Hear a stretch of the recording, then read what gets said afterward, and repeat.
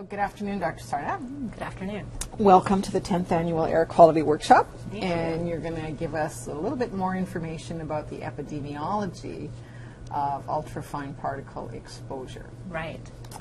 I have three questions for you. Okay.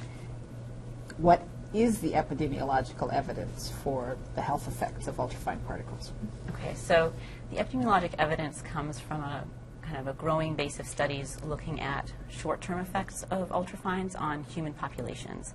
So these are really observational studies in which we don't really manipulate the exposures that people are exposed to. And these studies really give us suggestive but not definitive research findings. Studies of short-term effects really look at exacerbation of existing disease or other acute events that occur within hours or days of exposure. There's been some studies that have shown a really clear effect of ultrafines that are not, where other pollutants or particles are not showing any effects. But for most studies, there are effects for multiple pollutants observed, and the effects for ultrafines are just not so specific. So some of the epidemiologic study designs that we have for understanding the effects of ultrafines specifically, if that's part of the question, they're not really able to tell us how specific the effects are. So maybe cardiovascular, maybe pre-existing conditions, but any other outcomes that might be implicated? In terms of outcomes, right, so some of the studies assessing mortality outcomes, particular cardiovascular mortality, we're finding some more consistent findings across studies. But for a lot of the other outcomes, we've looked at other severe outcomes in terms of hospitalizations, emergency room visits for different types of diseases, and also some more subtle effects that might be occurring in the body, such as systemic inflammation or oxidative stress. The study findings have not been so consistent.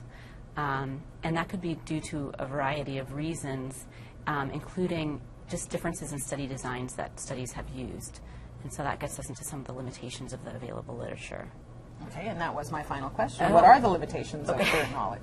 Okay, so I think that there's four, I can kind of categorize the limitations under four categories. One is this inconsistency in the effects that we're observing from short-term studies. We can either ask whether it's a weakness of the overall association that we're looking for, or is it because of data limitations and differences in study designs. And if we could implement some more consistent study designs across locations and across age groups and populations, we might be able to do some more systematic reviews of the literature and more meta-analyses that have been also very influential in implicating other particles and pollutants in their health effects. A second limitation, though, is really for understanding the specific ultrafine particle health effects, something that I mentioned earlier. The current available designs have difficulty in discerning those independent effects, and so coming up with new targeted designs specifically looking at ultrafine exposure contrasts that are perhaps separate from other pollutants may help to tease apart the independent effects. A third limitation, or perhaps not limitation, but question that we can ask is whether ultrafines are perhaps acting as part of the pollution mix to confer health impacts. It's a question or a focus area in the broader field of air pollution and health currently, where much of the field is very interested in looking at multi-pollutant mixtures and joint effects of multiple pollutants. And for that, really, though, we also need to have some better measurements on ultrafines, not just particle number, which a lot of studies have used, but perhaps information on mass and particle composition that would help with understanding sources of ultrafines and their health implications. And fourthly, I didn't mention this actually before, and this is the main limitation, is that there has been really no long-term studies of ultrafines looking at long-term exposures and long-term effects on health. And that's largely due to just limited long-term monitoring of ultrafines and with insufficient spatial resolution to really tease apart different individuals' exposures to ultrafines over the long term.